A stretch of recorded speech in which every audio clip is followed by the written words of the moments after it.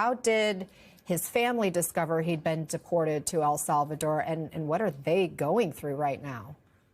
Well, he had an order of protection since 2019. He was on an annual check-in schedule. He would go and report, spend the morning and then be given an appointment a year later. Earlier this month, ICE officers pulled him over in his car. He had his 5-year-old autistic son in the back seat. They gave him 10 minutes to call the child's mother, or else they said they'd take him into foster care. And then they arrested our client in the presence of his 5-year-old son, who was deeply traumatized.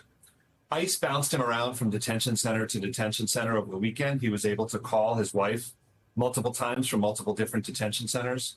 And then all of a sudden he just stopped calling. She didn't know what happened to him until a friend of hers spotted him in news coverage of the Venezuelans who were deported on the same airplanes as him. That's, I'm sure, shocking. I can only imagine what they're currently going through, not having any contact and not knowing what he may be experiencing in that mega prison that has a pretty brutal reputation. I want you to respond to what we keep hearing from the administration officials, including the vice president saying that Abrego Garcia is a member of the MS-13 gang. We absolutely dispute that. The gang allegations against him all stem from a confidential informant, one of these anonymous tips. That never really materialized. There was no concrete evidence against him. But I think more to the point is that if the government really thought that they had evidence that he was a gang member, there was a legal process that they could go through. First of all, if they thought he committed a crime, they could arrest him and try to convict him of that crime.